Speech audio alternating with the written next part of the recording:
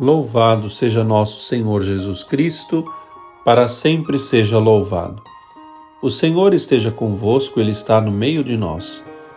Proclamação do Evangelho de Jesus Cristo segundo Lucas. Glória a vós, Senhor.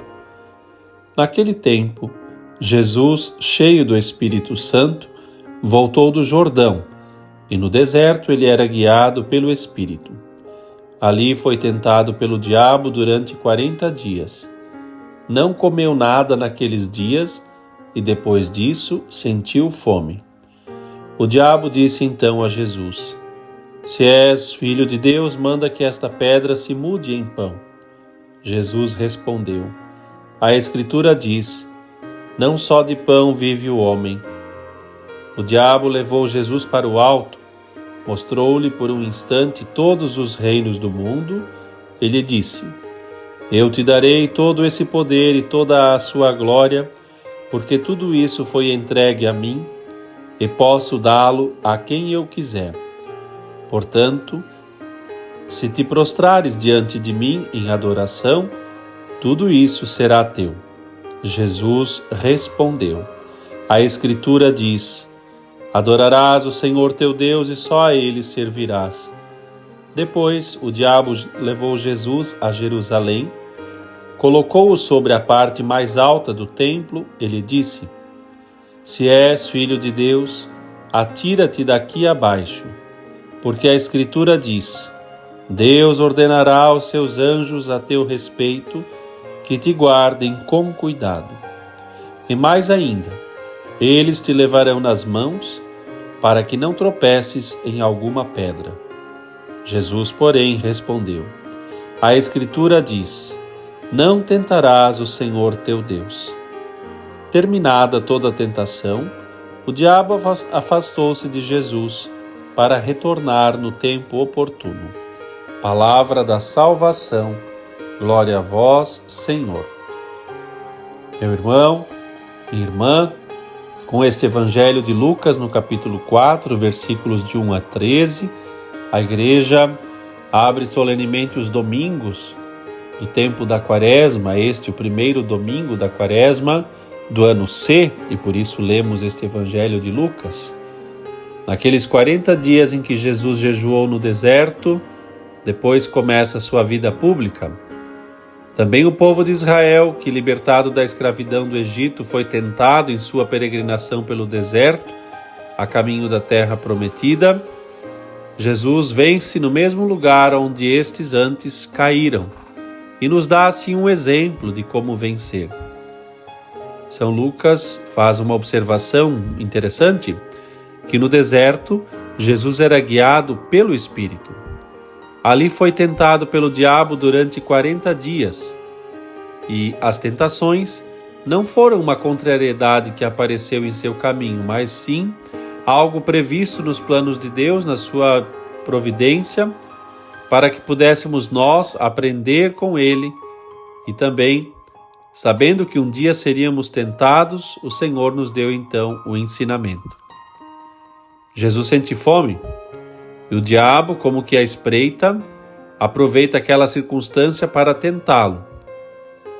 Dias antes desse episódio, lá no Evangelho de Lucas, no capítulo 3, quando se medita o batismo de Jesus, o céu se abre e se faz ouvir: Tu és meu filho muito amado, em ti está o meu agrado.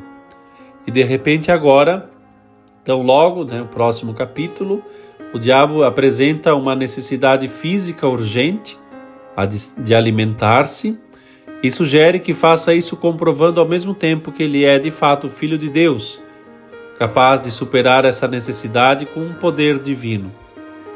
É uma provocação muito cheia de maldade e muito atual, porque muitas pessoas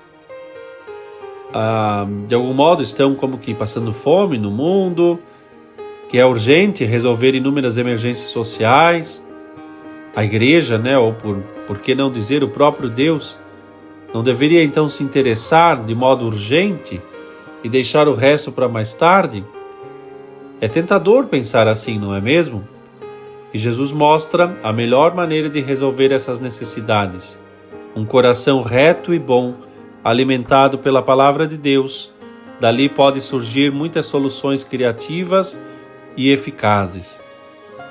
Em seguida, o diabo oferece para Jesus o poder e a glória, mesmo poder e glória que seria aqui alcançado em troca de adorá-lo, e assim Jesus vai simplesmente dizer que só se pode adorar o Senhor Deus e só a Ele servir.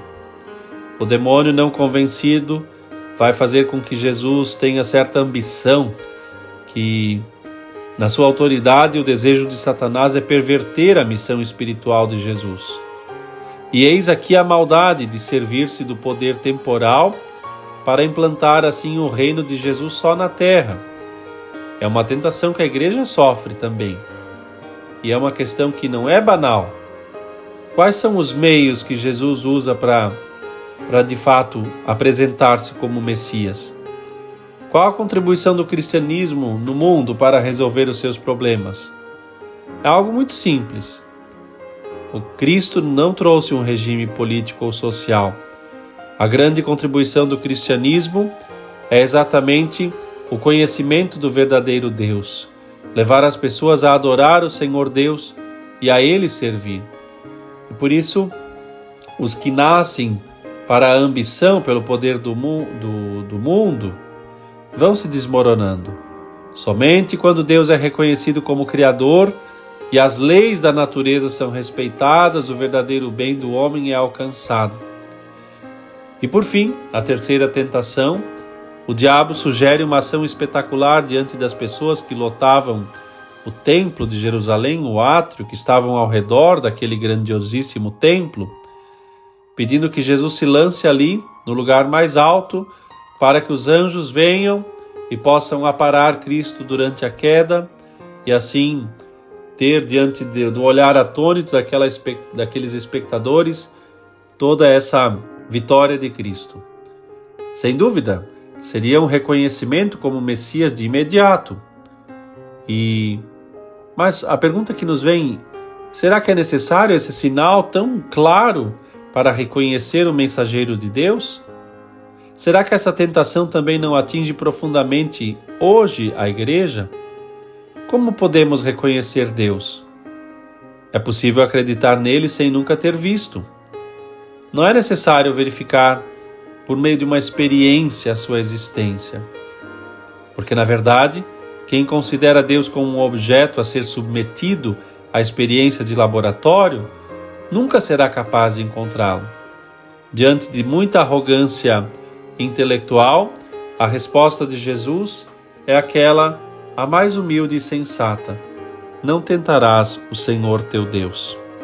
Peçamos ao Senhor a graça de, enquanto o Senhor nos permite sermos tentados, que cresçamos nas virtudes e que as tentações de Jesus sirvam-nos para um crescimento, para a luta, fortalecimento na imitação de Cristo neste tempo tão santo de conversão. Que Deus te abençoe.